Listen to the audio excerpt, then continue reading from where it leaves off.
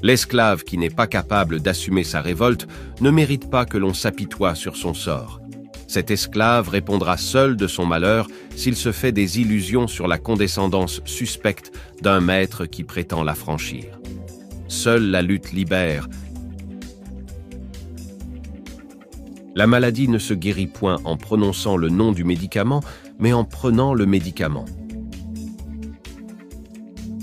Cela va nous coûter la vie peut-être, mais nous sommes pour prendre les risques, nous sommes là pour oser et vous êtes là pour continuer la lutte coûte que coûte. Un peuple conscient ne saurait confier la défense de sa patrie à un groupe d'hommes, quelles que soient leurs compétences. Les peuples conscients assument eux-mêmes la défense de leur patrie. On peut tuer un homme, mais pas des idées. Les grandes tragédies de l'histoire révèlent les grands hommes, mais ce sont les minables qui provoquent toujours ces tragédies. Je suis comme un cycliste qui grimpe une pente raide, qui a à gauche et à droite des précipices. Il est obligé de pédaler, de continuer de pédaler, sinon il tombe. Nous ne pouvons laisser à nos seuls ennemis d'hier et d'aujourd'hui le monopole de la pensée, de l'imagination et de la créativité. Un militaire sans formation politique, idéologique, est un criminel en puissance.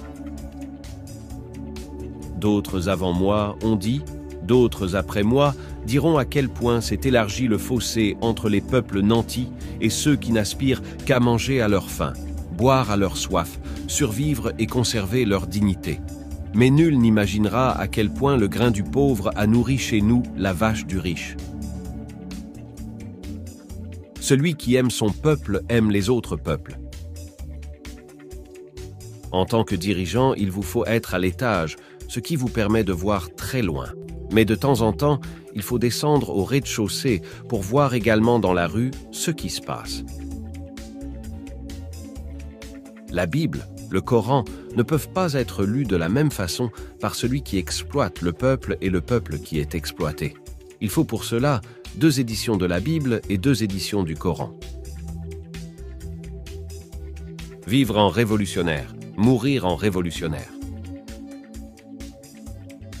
La vraie émancipation de la femme, c'est celle qui responsabilise la femme. Ceux qui veulent exploiter l'Afrique sont les mêmes qui exploitent l'Europe. L'esprit de liberté, de dignité, de compter sur ses propres forces, d'indépendance et de lutte anti-impérialiste doit souffler du nord au sud au nord et franchir allègrement les frontières. D'autant plus que les peuples africains pâtissent des mêmes misères, nourrissent les mêmes sentiments, rêvent des mêmes lendemains meilleurs. Le système néocolonial tremble quand le peuple devenu maître de sa destinée veut rendre sa justice. Oser lutter, savoir vaincre. Il faut apprendre à l'enfant à être d'abord et avant tout un être social, c'est-à-dire un homme et non un individu. Quand le peuple se met debout, l'impérialisme tremble. Ni le Coran, ni la Bible n'ont jamais pu réconcilier le riche et le pauvre. Il faut choisir entre le champagne pour quelques-uns et l'eau potable pour tous. Une jeunesse mobilisée est dangereuse. Une jeunesse mobilisée est une puissance qui effraie même les bombes atomiques. Vous ne pouvez pas accomplir des changements fondamentaux sans une certaine dose de folie. Dans ce cas précis, cela vient de l'anticonformisme, du courage de tourner le dos aux vieilles formules, du courage d'inventer le futur. Il a fallu les fous d'hier pour que nous soyons capables d'agir avec une extrême clarté aujourd'hui. On parle du plan Marshall qui a refait l'Europe économique, mais l'on ne parle pas du plan africain qui a permis à l'Europe de faire face aux hordes hitlériennes lorsque leurs économies étaient menacées, leur stabilité était menacée. Qui a sauvé l'Europe? c'est l'Afrique. On en parle très peu. On parle si peu que nous ne pouvons, nous, être complices de ce silence ingrat. Si les autres ne peuvent pas chanter nos louanges, nous en avons au moins le devoir de dire que nos pères furent courageux et que nos anciens combattants ont sauvé l'Europe et finalement ont permis au monde de se débarrasser du nazisme. Nous préférons un pas avec le peuple que 10 pas sans le peuple. Nous estimons que la dette s'analyse d'abord de par son origine. Les origines de la dette remontent aux origines du colonialisme. Ceux qui nous ont prêté de l'argent, ce sont eux qui nous ont colonisés. Ce sont les mêmes qui géraient nos économies. Ce sont les colonisateurs qui endettaient l'Afrique auprès des bailleurs de fonds, leurs frères et cousins. Nous sommes étrangers à la dette. Nous ne pouvons donc pas la payer. Vivre avec les masses, vaincre avec les masses. Je n'y pense pas. Ça peut arriver, mais je préfère ne pas y penser. Je me dis que coup d'État ou pas coup d'État, la solution résidera dans la capacité des masses à nous protéger.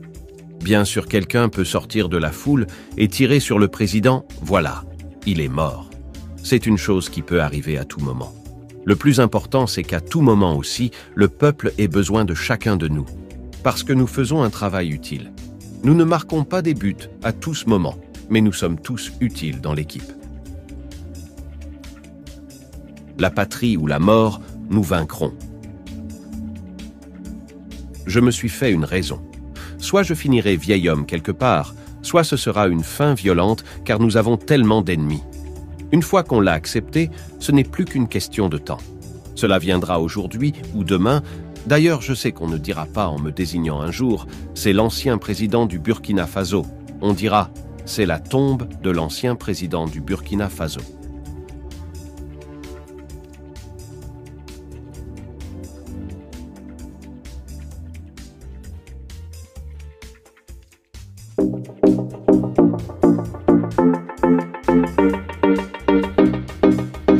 Salutations à toutes et à tous au nom de celui qui nous a créés